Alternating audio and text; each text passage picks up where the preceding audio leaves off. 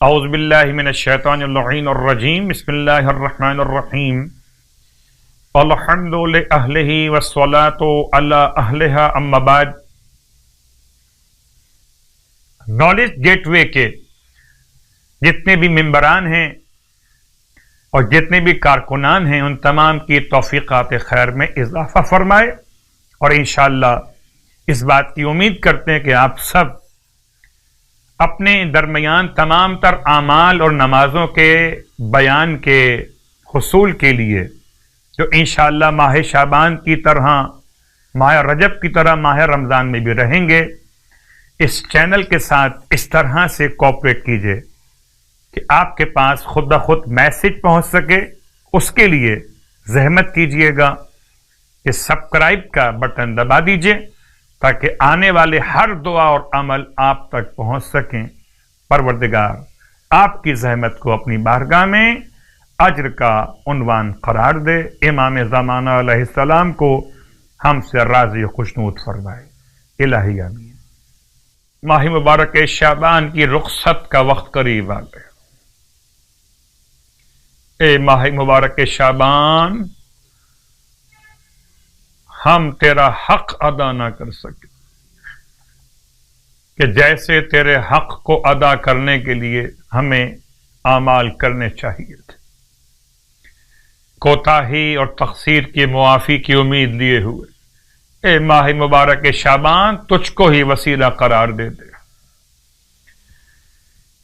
ارشاد فرماتے ہیں امام رضا علیہ السلام آبا صلت حروی سے کہ اپنے ذمے کسی کا حق اگر باقی رہ گیا ہو تو ماہ مبارک یا رمضان کے آنے سے پہلے اس حق کو ادا کر دو۔ اپنے دل میں کسی کے لیے بغض اور کینہ نہ رکھو۔ اگر کوئی گناہ کرتے رہے ہو تو اسے ترک کر دو۔ خدا سے ڈرو اور ظاہر اور باطن میں اسی پہ بھروسہ رکھو کہ جو شخص خدا پر توکل اور بھروسہ رکھتا ہے تو بس خدا اس کے لیے کافی ہے۔ اس مہینے کے آخر میں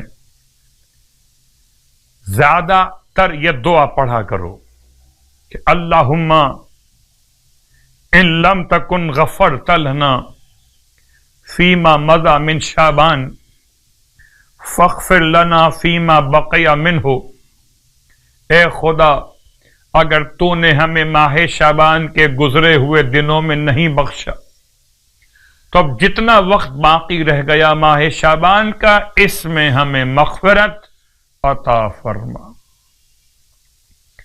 آج کی رات کی مخصوص نماز 10 رکعت نماز ہے۔ سرکار ختم یہ مرتبہ صلی اللہ علیہ وآلہ وسلم ارشاد فرماتے کہ 29ویں شب میں ماہ شعبان میں 10 رکعت نماز پڑھی جائے، 5 نمازیں 2 رکعت کر کے پڑھی جائے۔ ہر رکعت میں الحمد کے بعد سورہ تکاثر، فلق، ناس اور اخلاص، یہ 4 سورتیں، سورہ تکاثر، سورہ فلق، سورہ ناس، سورہ اخلاص 10 مرتبہ پڑھی جائیں۔ 10 رکعت نماز میں 4 سورتیں الحمد کے بعد 10 مرتبہ پڑھی جائیں۔ ثواب کیا ملے گا؟ خداوند عالم اس نماز کے پڑھنے والے کو روز قیامت کیا عطا فرمائے گا؟ اللہ اکبر،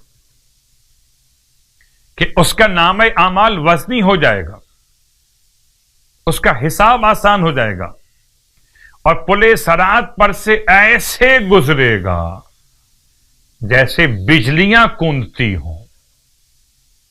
ارشاد فرماتے ہیں اللہ کے حبیب صلی اللہ علیہ وآلہ وسلم کہ جو شخص ماہ شعبان کے 29 روزے مکمل کر لے، پروردگار عالم اسے رضوان نصیب فرما دے گا۔ بہت بڑی نعمت پروردگار کی رضوان۔ خدا اگر راضی ہو گیا اور اس نے اپنا رضوان عطا کر دیا تو میں کہہ سکتا ہوں اس روزے دار کے لیے کہ رضی اللہ تعالی عنہ۔ خدا ہم سب کو اس ماہ مبارک کے صیام اور قیام کی توفیق عطا فرمائے، الہی آمین۔